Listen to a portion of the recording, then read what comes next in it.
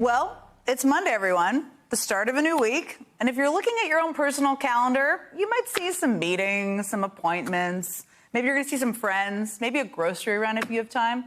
Let's just say the leading candidate for the Republican nominations calendar looks a little bit different.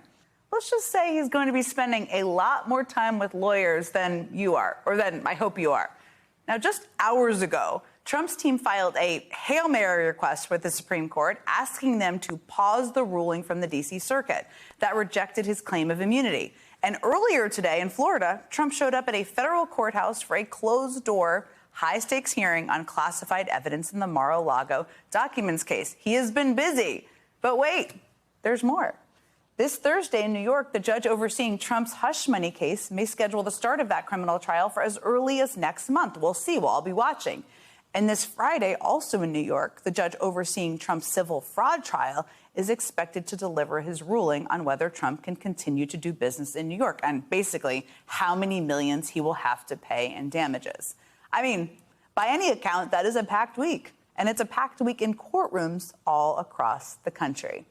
But I do want to zero in on what is happening right now, because just down the street at the Supreme Court here in Washington, Trump is once again pressing the issue of presidential immunity. I mean, he's not physically there, as I just said, but this is something that he pushed forward today. Remember just last week, a federal appeals court unanimously ruled that Trump is not immune from prosecution on charges of trying to overturn the 2020 election. That was just last week. Writing, former President Trump has become Citizen Trump, with all of the defenses of any other criminal defendant. Citizen Trump. Not immune from prosecution, not above the law. Imagine that.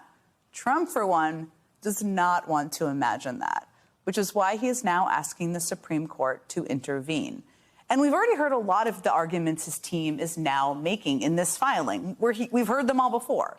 Like, say, the claim that a president can only be prosecuted if Congress first impeaches and convicts him.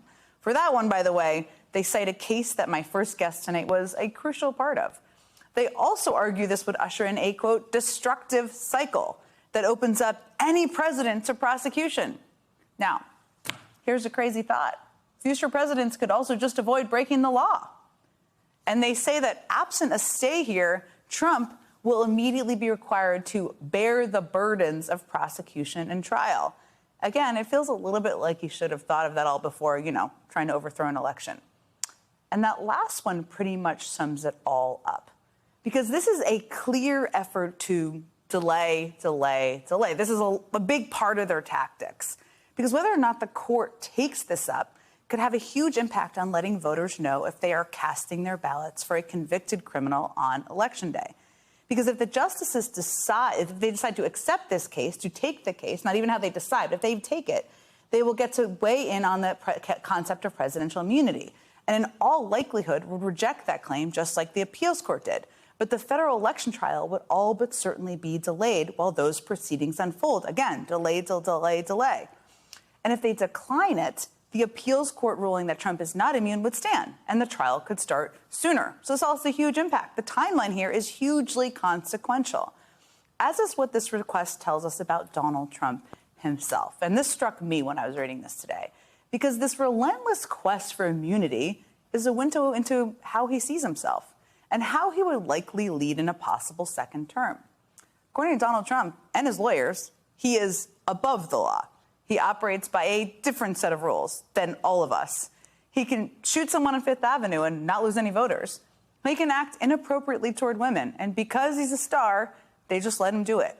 He can order SEAL Team 6 to assassinate a political rival, and as long as Congress is okay with it, he can avoid prosecution. That's literally one of their arguments. This is not the first time Trump has tried this get-out-of-jail-free card in law or in life. And it's not even the first time the Supreme Court weighed in on this very issue regarding Donald Trump. Take a look at this headline. The Supreme Court just revoked Trump's get-out-of-jail-free card, says the headline. That is not a headline from the future. That is from almost 4 years ago. Back in 2020, then Manhattan District Attorney Cy Vance sought records from Trump's accountants relating to his investigation into alleged hush money payments to Stormy Daniels. Trump asked the justices to block the subpoena, claiming, you guessed it, if you've been following closely here, presidential immunity. But in what became known as Trump v. Vance, the Supreme Court ruled that a president is not immune from criminal investigation. Chief Justice John Roberts wrote this for the majority, which is just as relevant now as it was then, even more, perhaps. He quoted a former Chief Justice, John Marshall, saying, quote, "A king is born to power and can do no wrong. The president, by contrast, is of the people and subject to the law."